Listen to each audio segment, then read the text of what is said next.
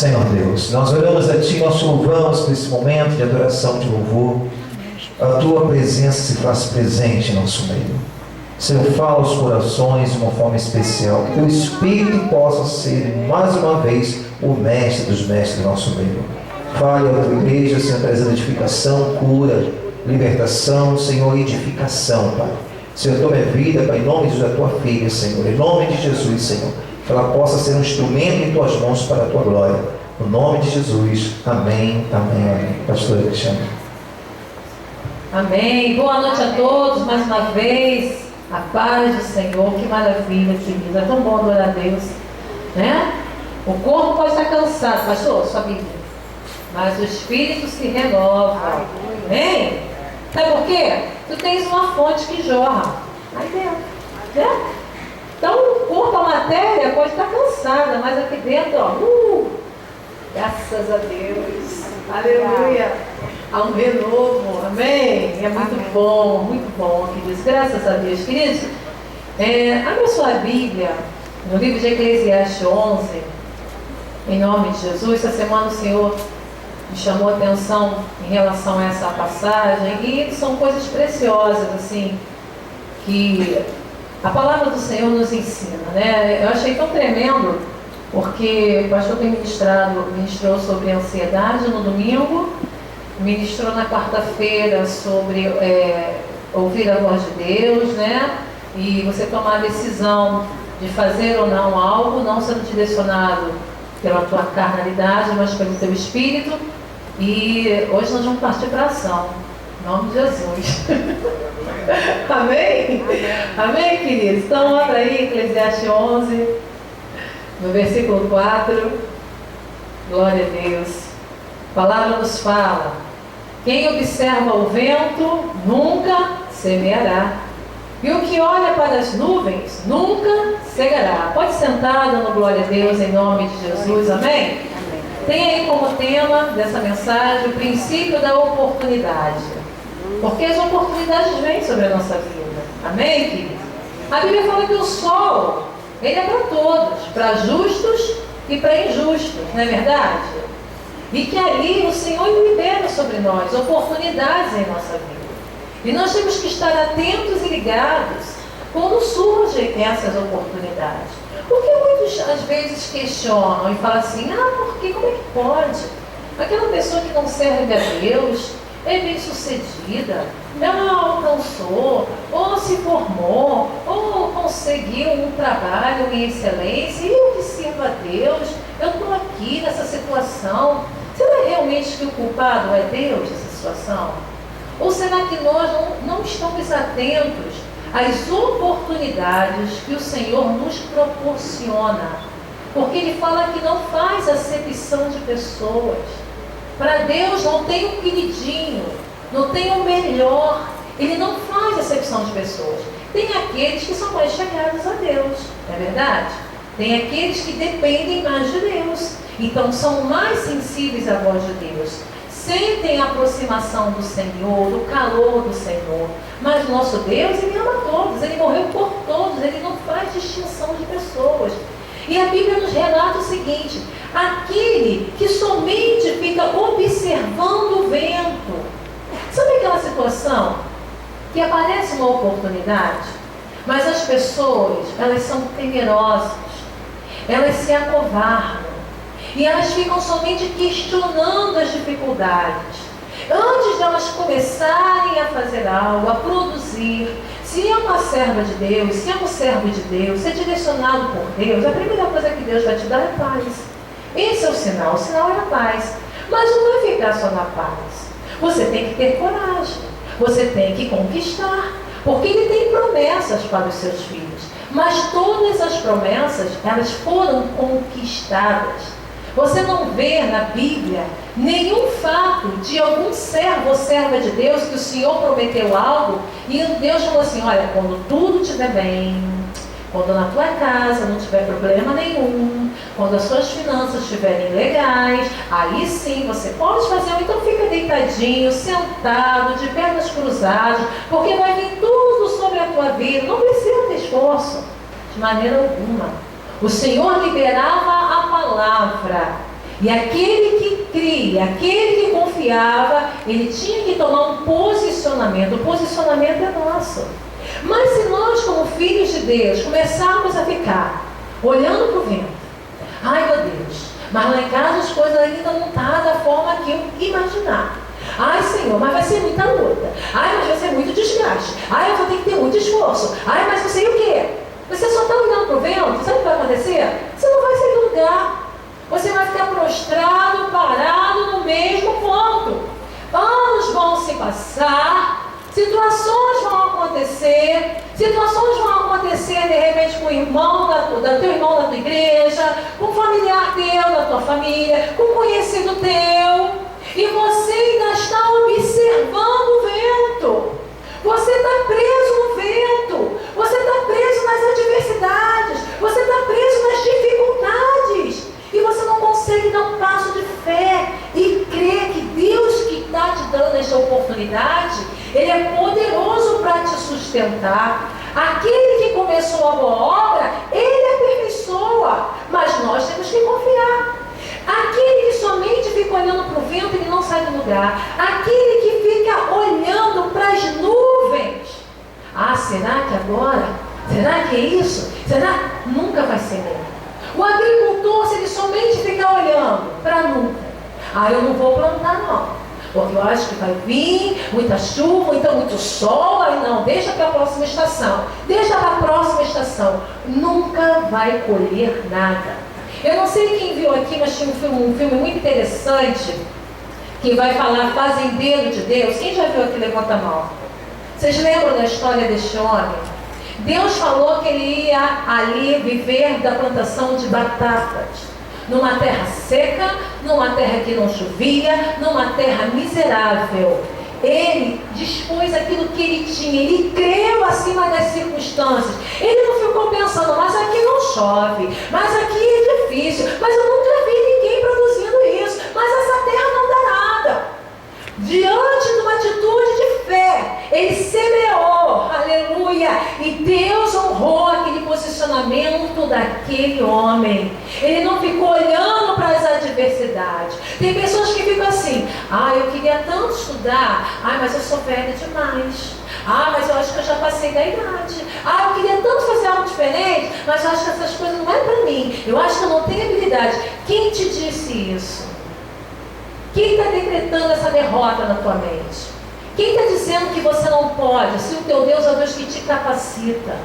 Ele fala que toda a capacidade vem de Deus, o dom é de Deus, Ele te capacita, aleluia, e que o querer e o efetuar vem de Deus. Então, se dentro de você que é um servo de Deus, você que é um filho de Deus, começa o Senhor te atrair para algo, esse querer, se você está ligado com o Senhor, esse querer de Deus, o querer e o efetuar vem de Deus. Agora o Senhor, Ele não vai te levantar da tua cama, Ele não vai pegar os teus pezinhos para você ir realizar. É você que tem que se posicionar, é você que tem que crer, é você que tem que estar atento para as oportunidades que o Senhor está concedendo para a tua vida. E não somente ficar olhando para as adversidades, não somente ficar olhando só para o vento. Fazendo um paralelo sobre essa situação, quando nós vamos lembrar da posição de Pedro, lá na sua Bíblia, você pode abrir, lá em Mateus 14, em nome de Jesus. Abra sua Bíblia, por gentileza. Deus. Glórias a Deus. O Senhor, querido, uma coisa que eu quero falar com a igreja, não se ofenda, mas o Senhor não tem nada com os covardes.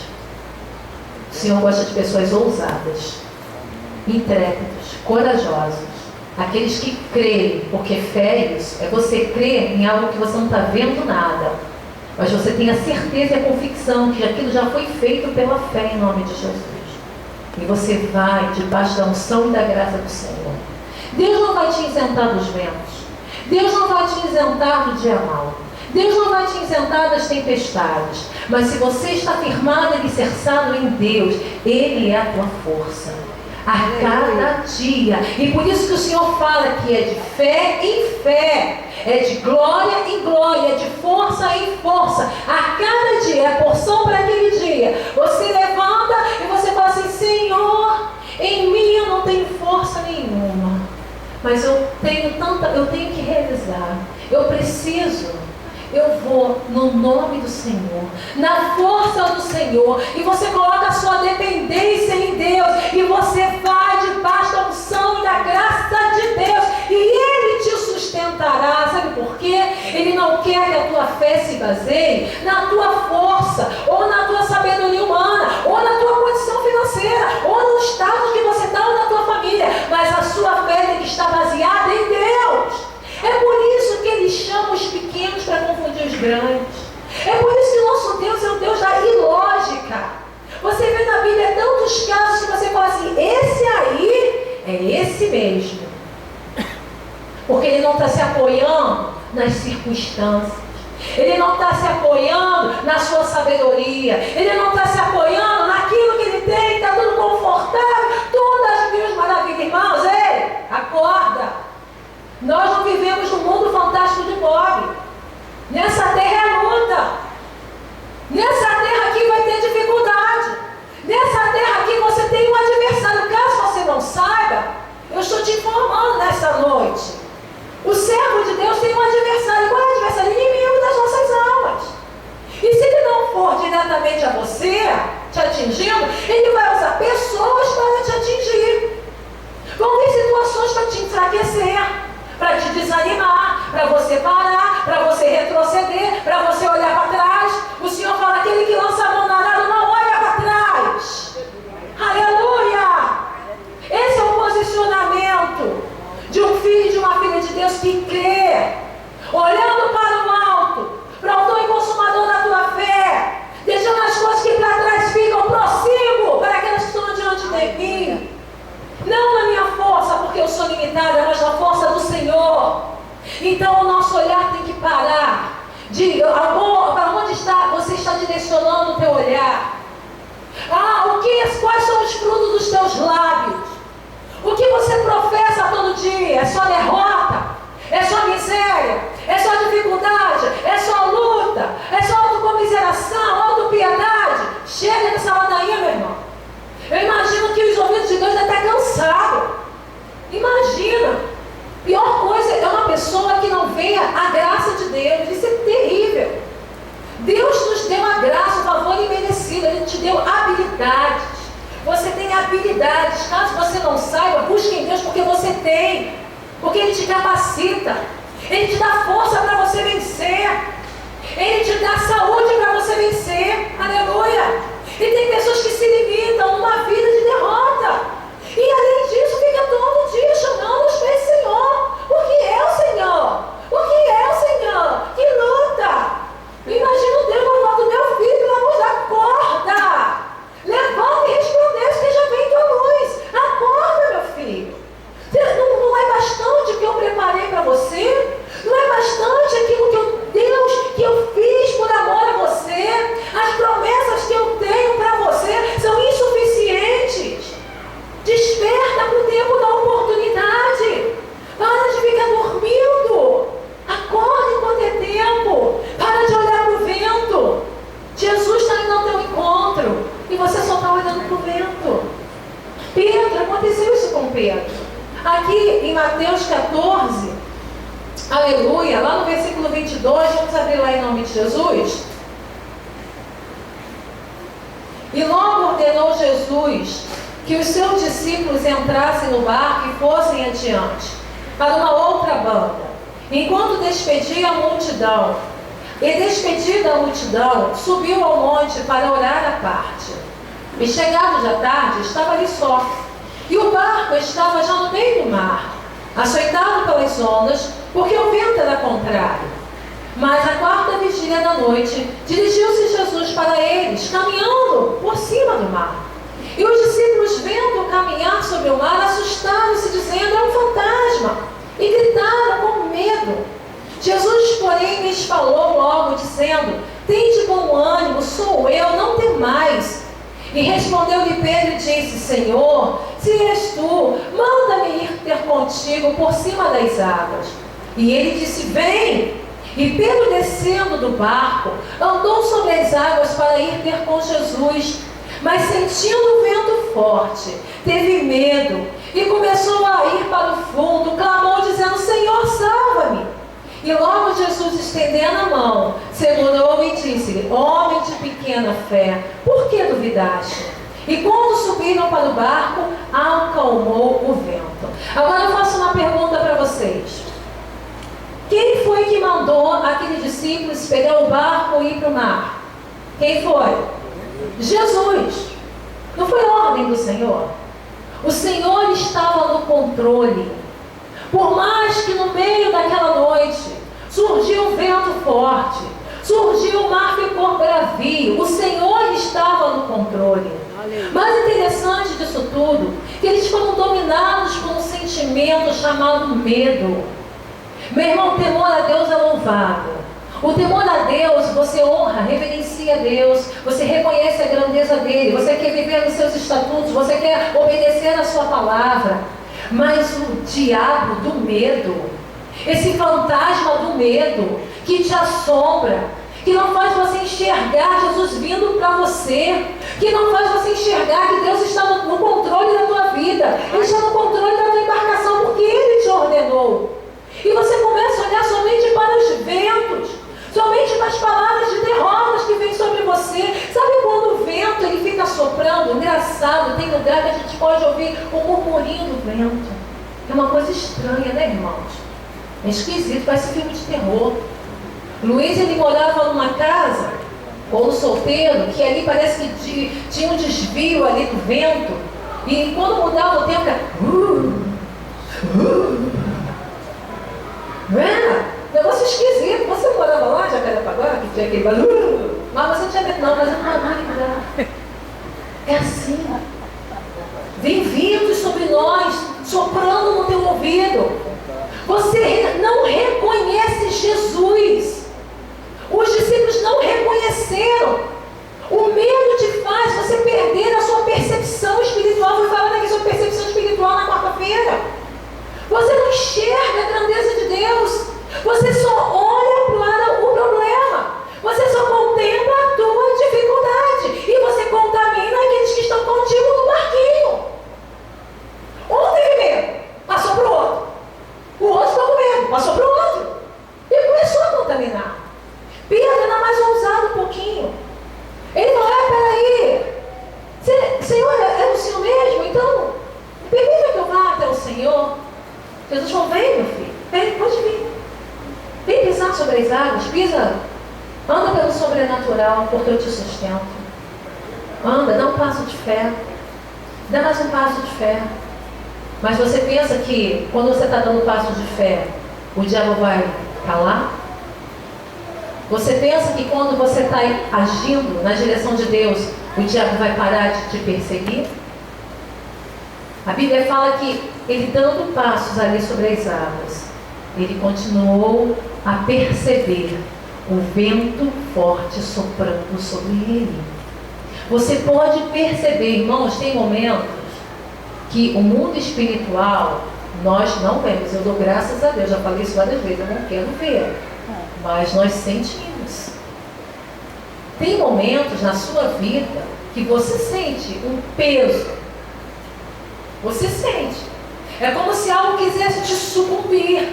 É como se algo quisesse minar as suas forças.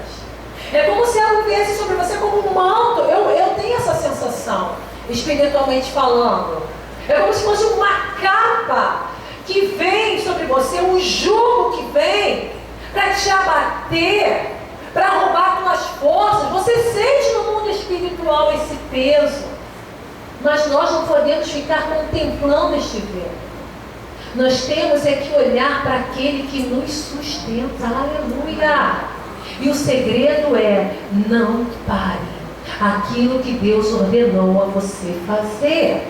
Não olhe para o vento. Não fique somente olhando para as nuvens. Não fique somente contemplando as dificuldades da tua vida. Mas continua na força do Senhor. Haja na força do Senhor.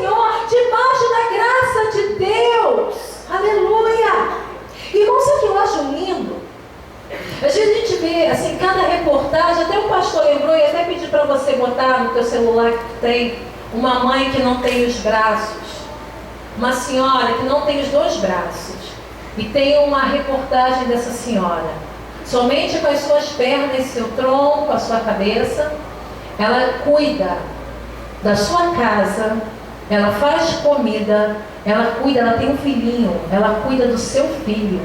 Nesse vídeo aparece ela penteando, dando banho na criança com os seus pés, penteando a criança, cuidando com muita amor, botando a camisinha na criança.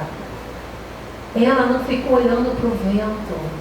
Ela não ficou declarando, eu perdi os meus braços. A minha vida acabou. Quanta luta. Pobre coitada que eu sou miserável. Irmãos, é fácil?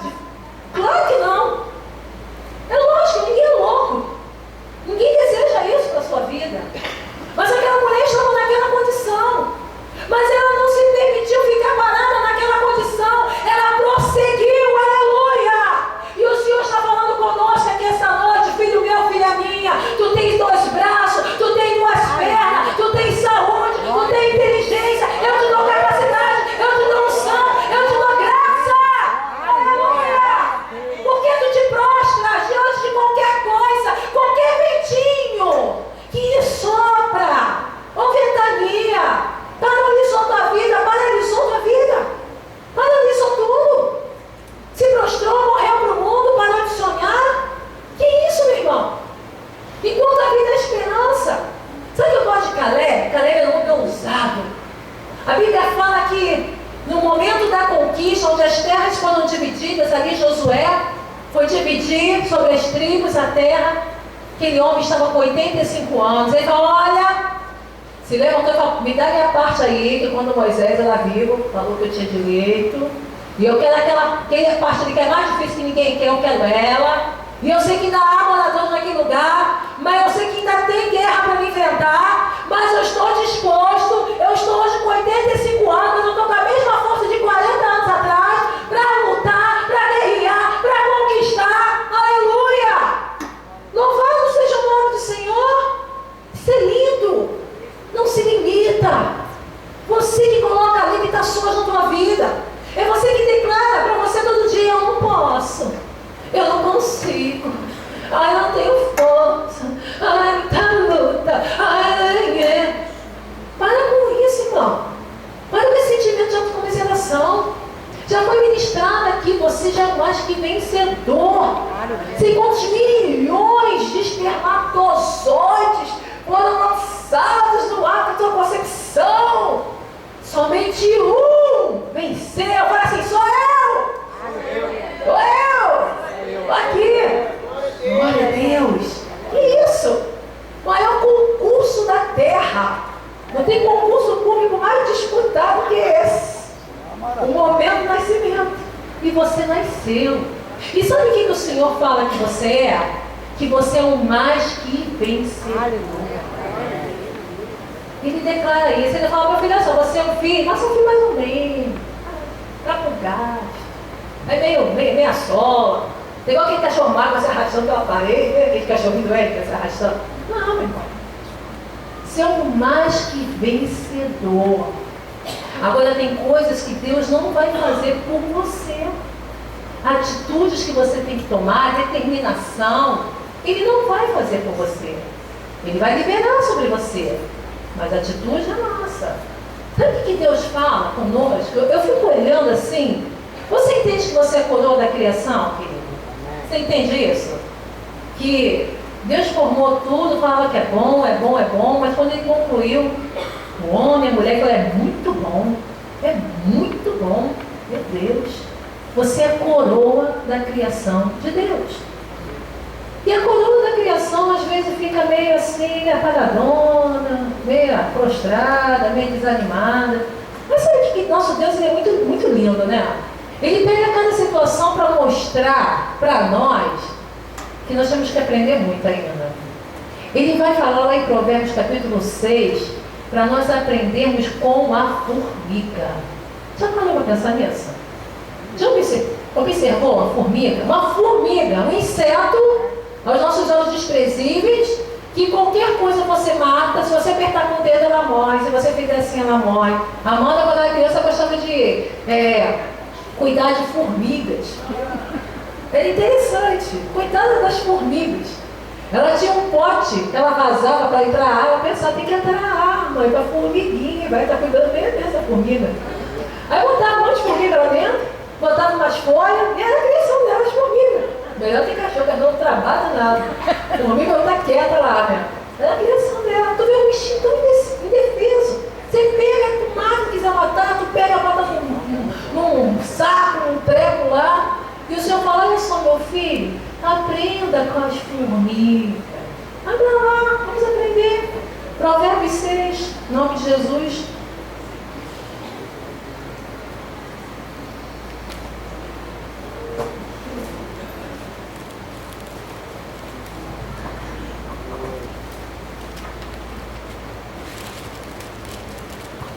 Provérbios 6, lá no versículo 6, nós vamos estar aqui. Olha só, ele puxa a nossa orelha, hein? Já começa puxando a nossa orelha. E fala o seguinte, vai ter com a formiga, ó preguiçoso. Você que está falando? Vai aprender com a formiga aí, menino.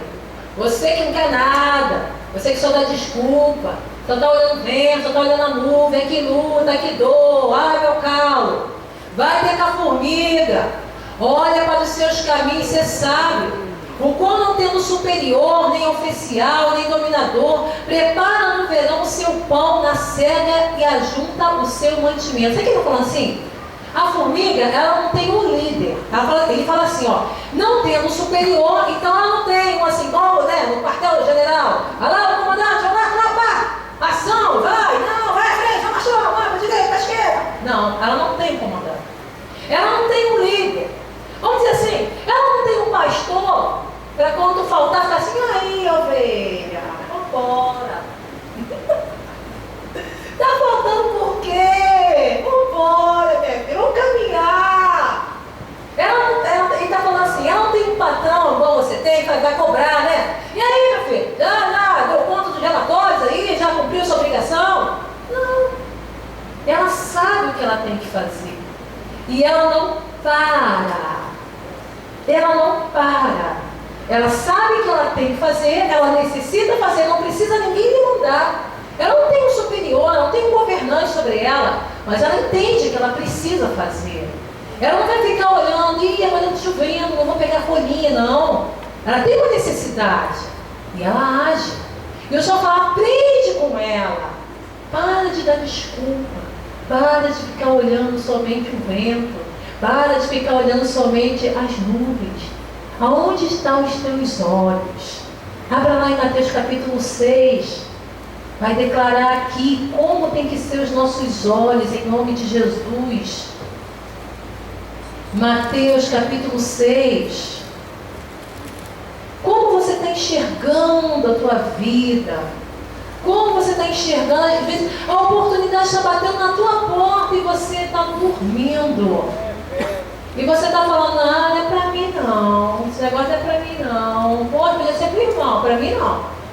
Eu não tenho capacidade, eu não consigo, não posso, não é para mim não. Como você está enxergando as coisas?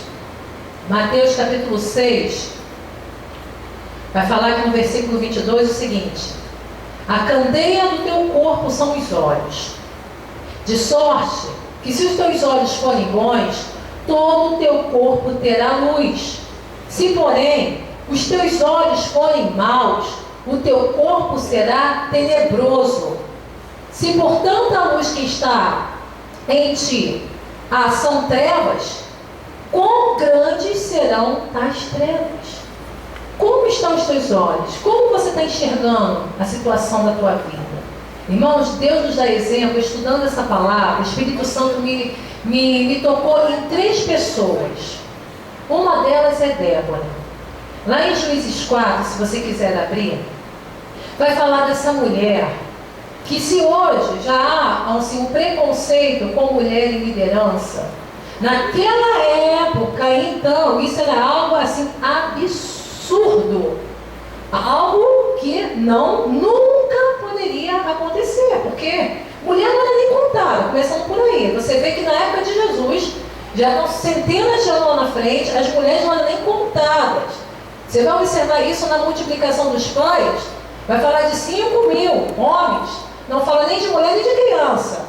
Então, assim, é algo na nossa Constituição mesmo, nesse século que nós estamos vivendo. A mulher só passou a votar uns anos para cá. Antigamente a votação era só para homem. E na época os homens saíam de terno e gravata, né? E cartola, que era algo muito honrado. Era se honrava, se valorizava isso. Eles saíam de terno, botavam a melhor roupa, né, mãe? A roupa de domingo, eles saíam e mulher não era contada o voto, não importava a opinião de mulher. No nosso século atual, isso não é. Imagine, lá atrás, na época, antes da época dos reis, antes de vir Saul, antes de vir Davi, na época dos juízes, lá atrás. Preconceito, nação judaica é machista extremo. Machista extremo, até hoje é. Imagina uma mulher como uma juíza. Mas sabe o que Deus, ele quer, querido? Ele não está olhando aquele que é o mais habilidoso, aquele que é o mais bonito, não. Ele está olhando corações que estão dispostos. Aleluia. Corações disponíveis. Há uma necessidade. Há algo para ser realizado. A Bíblia fala que nesse período de Débora, eles estavam sofrendo 20 anos por uma perseguição do rei Jabim, rei de Canaã. 20 anos o povo oprimido, debaixo de jugo, em idolatria. Mas Deus observou que ele podia contar com alguém naquela nação. Havia uma que não estava olhando para o vento, havia uma que não estava olhando para as nuvens, mas se colocou na brecha para interceder por um povo, para interceder por uma nação.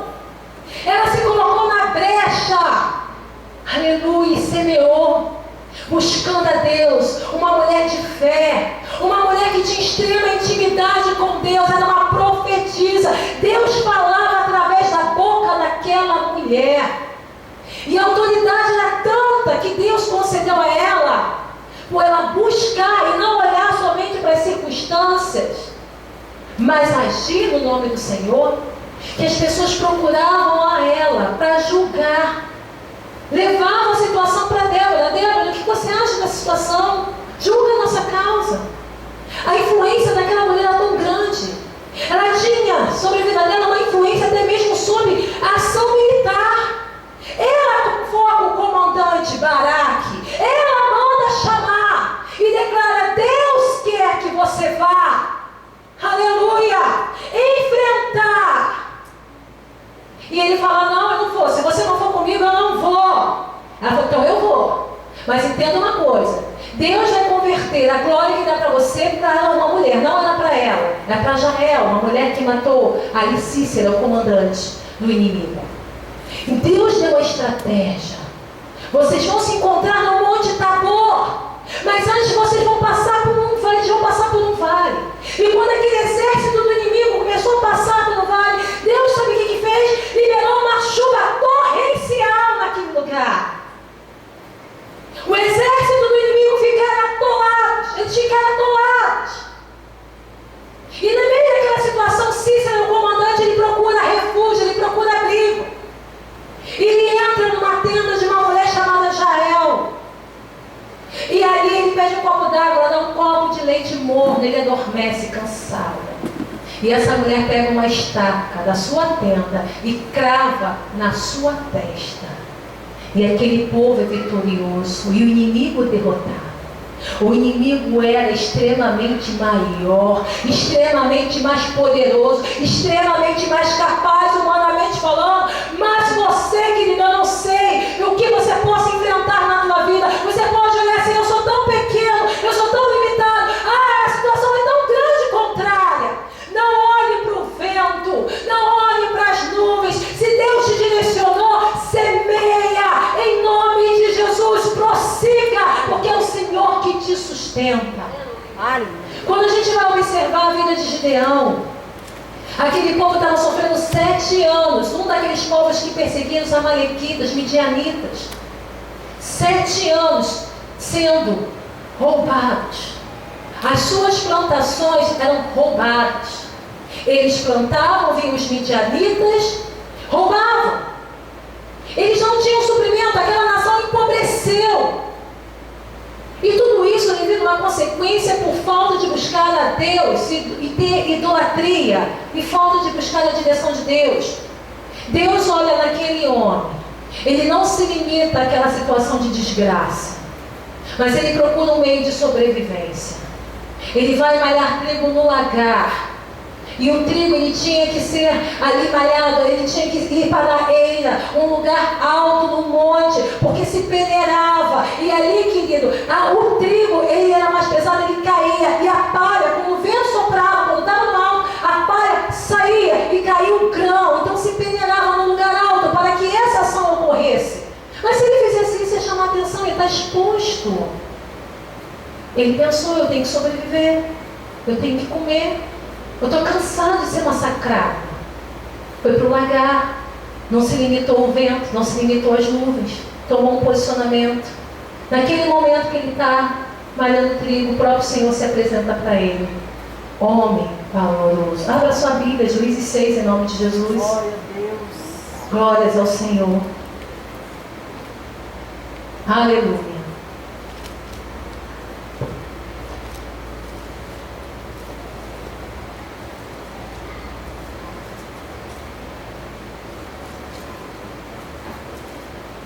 Juízes 6. Lá no versículo 12, o Senhor declarou: o Senhor é contigo, varão valoroso. Aleluia! Interessante que quando o Senhor declara isso para ele se revolta. É interessante demais. Ele se revolta, ele começa a falar aqui, ó, vamos acompanhar. Lá no versículo 13. Mas Gideão lhe respondeu: Senhor meu, se o Senhor é conosco, por que tudo isso nos sobreveio? E o que é feito de todas as tuas maravilhas? Que os nossos pais nos contaram dizendo: não nos fez o Senhor subir do Egito, porém agora o Senhor nos desamparou e nos deu na mão dos midianitas? Então o Senhor olhou para ele e disse: vai nessa tua força e livrarás a Israel da mão dos midianitas. Porventura, não te enviei eu? Presta atenção aqui. Sabe o que o Senhor estava falando? Gideão, tudo bem, você está revoltado? Você está indignado? Você tem uma fúria dentro de você? Tem um negócio aí mexendo dentro de você? Você sabe que às vezes é bom isso acontecer? Tem hora que você tem que se revoltar mesmo com essa situação de opressão. Tem que se revoltar mesmo com essa situação de perturbação, de miséria, de angústia. Sabe para quê? Sabe o que o Senhor falou para ele? Olha só, meu filho, você está revoltado? Você vai fazer o que com essa revolta? Vai ficar somente revoltado? Pega essa tua força e vai nessa tua força e age nessa tua força. Produz nessa tua força. Faz alguma coisa acontecer nessa tua força. Para de ficar somente se lamentando, porque isso não vai resolver nada. Não te mandei eu, então vai. Eu sou contigo. Eu sou com você. Gideão falou: o Senhor é comigo, sou contigo. Ele confirmou em palavras: sou contigo. Depois Gideão pediu sinal a Deus, ele deu 3 sinais. Senhor, se eu pegar um novelo de lã, botar lá no sereno, que ele fique seco e a terra molhada. E aconteceu. Dia seguinte: Senhor, vou fazer agora o contrário, vou botar o mesmo novelo de lã, mas que ele fique molhado e a terra seca. E aconteceu. Depois o Senhor deu um sinal para ele, antes dele ir para a guerra. Houve-se um murmurinho lá, entre os soldados do campo inimigo, falando: eu tive um sonho, e vinha sobre nós assim e tal, e esse Gideão vai nos destruir. E ele recebeu como sinal de Deus: eu vou. Tinha um grande exército com ele, mas era bem menor do que o exército do inimigo. O exército que estava com Gideão a princípio eram 32 mil. O exército do inimigo, eu anotei aqui, eram deixa eu ver aqui onde que eu botei, 135 mil. Era como se fosse 4 por 1. O inimigo tinha 4 homens em vantagem, e Gideão só tinha 1. Com o início com os 32 mil. Mas o Senhor falou: não vai ser a tua força, mas você vai ver as minhas mãos nessa situação. Tem pessoas que só se apoiam naquilo que elas podem contar. Eu posso contar com fulano? Eu posso contar com aquilo? Então eu vou. Não, então eu vou. Não, então eu vou. Vai ter hora do seu parceiro, filho, olha só. Vou te falar uma coisa, não vai ter ninguém não. Tá? A pessoa que vai ter tapinha nas costas, vai ter um batalhão contigo, porra, te animando. Para de olhar para essas coisas, meu filho. Para de depender dessas coisas. Você depende de mim. Aleluia, você depende de Deus. Aleluia. É claro que Deus pode usar um homem em benefício do próprio homem, mas a tua dependência não está no homem. A Bíblia fala: maldito é o homem que confia no homem, que faz a sua força o seu braço. Você vai como a tamargueira no deserto e sofrerá e não tem que ser que não. Mas bendito é o homem que confia no Senhor. Será como árvore plantada junto a ribeiro de água. Aleluia, que dará fruto na estação certa. As suas folhas não vão ficar murchas. Você será regado. Receba. Receba. Aleluia. Por que te acovardas? O Senhor é contigo. Varão, valoroso, varoa, valorosa. Bora. Em nome de Jesus, 32 mil. Começou lá a peneira. Já voltou 10, ficou 22. Aqueles 22 mil, se eu for, vai beber todo mundo na Bahia. Aquele que beber igual o cão. Aquele que baixar, vai. Mas eu vou ficar de olho, ligado. 300 só. 300. A diferença absurda. Será 4 por 1? Deixa eu ver aqui. 450 por 1 agora. Só 450 por 1. O Senhor levanta uma bandinha. Vai lá, os 300. A bandinha de Jeová. Vai todo mundo louvando. Só o Senhor é Deus. Só o Senhor é Deus. Meus irmãos, abra sua Bíblia aí. Vamos ver. Aleluia. Glória a Deus. Aqui em Juízes. Primeiro ele teve que matar o boi do seu pai, aquele boi do capeta lá. Limpa a tua casa. Tem pessoas que não têm força. Vou falar. Tem muita coisa que tem que ser tirada dentro dos seus lares, hein? Aleluia. Não se espantem, não. Tem pessoas que serviram o adversário. Aí fica guardando lá os patuá, lá os pão, lá os trapos lá, fica as mandigas, olho de boi não tira da porta. Não, proteção. Central é que histórica. Fica as mandigazinhas ainda, o negócio meio, tá bem travado. Gideão tinha um pai que tinha um boi, era um boi da idolatria lá, dos capirotos. Sabe o que Gideão faz? Sabe o que Deus faz? Olha só, tu vai primeiro vai fazer vai mexer em tudo aí. Pega logo o boi do teu pai, o boi que ele idolatra, o boi de 7 anos, que é lá para servir ao diabo, vai matar.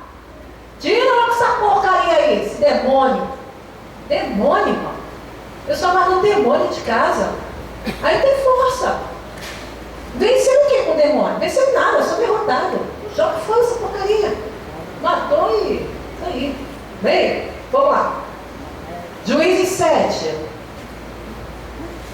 Aqui no versículo 2.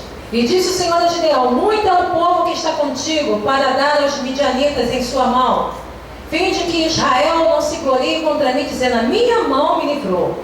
Agora, pois, apregou aos ouvidos do povo, dizendo: quem for covarde e medroso, que volte e vá apressadamente das montanhas de Gileade. E então, voltando do povo, 22 mil, e só 10 mil ficaram. Então, eu falei ao contrário. Dos 32, já voltou 22.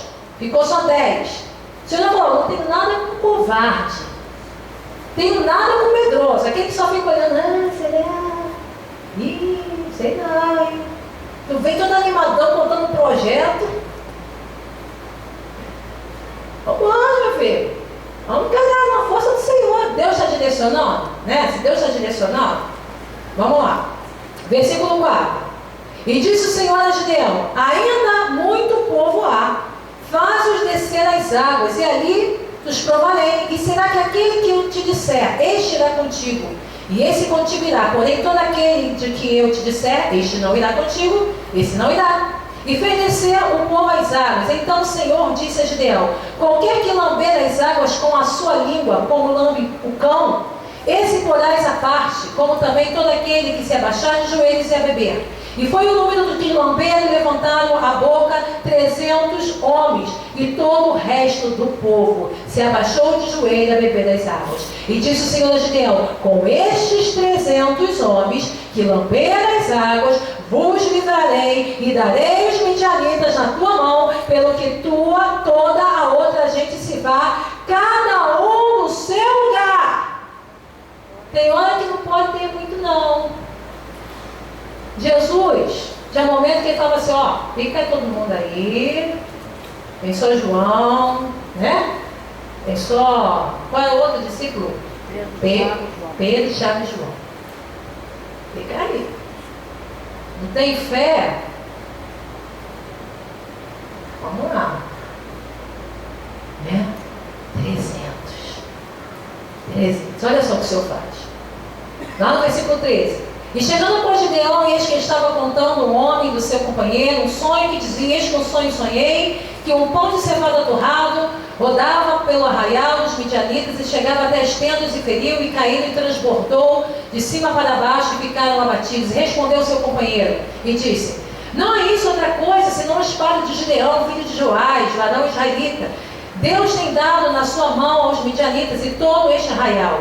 E sucedeu que, ouvindo Gideão a narração deste sonho e a explicação, adorou e tornou o arraial de Israel e disse: levantai-vos, porque o Senhor tem nos dado o arraial dos midianitas nas vossas mãos. E então repartiu os 300 homens em 3 quarteirão, e deu-lhe cada um nas suas mãos buzinas e cântaros vazios e tochas neles acesas. E disse-lhes: olhai para mim, fazei como eu fizer. E eis que, chegando ao extremo do arraial, será que como eu fizer, assim vos fareis. Tocando eu todos que comigo estiverem vos a buzina, então também vos tocareis a buzina ao redor de todo arraial, dizeis: pelo Senhor e Gideão. E chegou, pois, Gideão e 100 homens, que com ele iam ao extremo do arraial, no princípio da vigília da meia-noite, e havendo já posto guardas, tocadas as buzinas, partiram os cântaros que diziam nas mãos, e assim tocaram os 3 quarteirões, as buzinas, e partiram os cântaros, e tinham nas suas mãos esquerda tochas acesas, e na sua mão direita buzinas que tocavam, e exclamavam: espada do Senhor e de Gideão. E ficou-se cada um no seu lugar ao redor do arraial. Então todo o exército deitou a correr, gritando, fugiram, tocando, pois, os 300 as buzinas. O Senhor tornou a espada um contra o outro, e isso em todo o arraial. E o exército fugiu da Serepta até Bet-Sita, até os limites de Abel-Meolá, acima de Tabate. Então o Senhor ali, querido, deu vitória. Não temas, em nome de Jesus. Aleluia. Aleluia. Toque a tua buzina glorificando o nome do Senhor. Esteja com a sua tocha acesa, porque Ele é a luz. Lâmpada para os nossos pés, luz para os nossos caminhos é a tua palavra. E prossiga em nome de Jesus. Se tiver que quebrar o cântaro, se tiver que quebrar algo dentro de você para ser retirado, quebra. Mas dá honra e glória ao Senhor. Dá honra e glória ao Senhor. E prossiga para aquilo que Ele te direcionou. Não se limite às adversidades. Não se limite aos desafios que se levantam. Não fique olhando só para o vento. O outro homem que Deus me deu para nós encerrarmos é Zaqueu, publicano, odiado pelos judeus, porque os publicanos foram levantados por Roma para cobrar impostos. E naquele momento, naquela época, o povo judeu não estava nada bem espiritualmente. Havia uma corrupção. O sumo sacerdote não estava cuidando mais da viúva, não estava cuidando do órfão. Havia um interesse em muitas coisas. O sinédrio estava ali usando o povo como massa de manobra. Tantas coisas ocorrendo. Vendas. Ali que até o próprio Jesus jogou meteu o chicote naquelas vendas, somente querendo ganhar benefícios em cima de um povo sofrido. Tantas coisas acontecendo. Zaqueu, ele era judeu. Mas ele olhou para aquela situação e eu acredito que ele deve ter pensado, vou me dar bem. O sumo sacerdote está se dando bem, os cambistas estão se dando bem, então vou me dar bem. Se tornou o chefe dos publicanos, cobrava impostos altíssimos e era odiado pelo seu próprio povo. Zaqueu, ele não podia entrar no templo, ele não podia adorar, ele era impedido, porque era visto como inimigo dentro do seu próprio povo. Mas quando ele ouviu dizer que Jesus ia passar, quem é esse? Ele lembrou das profecias, é o Messias. Eu preciso ter um encontro, eu acho que está aí a verdadeira, algo que é verdadeiro, algo que é real. Mas Zaqueu tinha uma limitação. Primeiro, ele era pequeno. Segundo, a multidão. Como ele poderia chegar perto de Jesus? Como ele poderia ver? Mas ele não ficou olhando somente para o vento, só para a dificuldade, para as nuvens. Ele observou uma possibilidade. Ele olhou um sicômoro bravo, algo ali que dava uma uvazinha que ninguém dava menor valor. É como uma uva mirrada. Ele subiu naquela árvore. Às vezes tem situações na tua vida que você pensa assim, poxa, isso aí não vai dar em nada. Ninguém dá valor. Mas se é a direção de Deus para você, querido, não se limite a olhar somente para o vento, para a tempestade, para as nuvens. Ele tomou um posicionamento. Ele subiu naquela árvore. E ali Jesus falou, me convém estar contigo hoje. Chegou a salvação. Tu és um filho de Abraão. Louvado seja o nome de Jesus. Não perca as oportunidades. Não perca, Jesus está passando. Não perca as oportunidades que aparecem na tua vida. Seja na sua família, seja no seu ministério, seja na sua vida de estudante, seja na sua vida profissional. Você nasceu para vencer. Aleluia. Você nasceu para conquistar. A Bíblia fala que o melhor dessa terra são para os seus filhos. Você que se limita. Você que se trava. Você tem que crer. Aquilo que Deus já liberou para você é teu. Não abra mão. Moisés certa vez falou para Faraó, nenhuma unha ficará, mas vai tudo aquilo que você de direito, vai conosco. Quantos estão abrindo mão de tantas coisas? Vamos se lamenta. Vamos se levantar, queridos, em nome de Jesus. Vamos se levantar também. Mas vamos se levantar num posicionamento de pé esta noite, amém? Só para concluirmos, leia junto comigo Josué 1:9. Vamos ler todos juntos. Josué 1:9.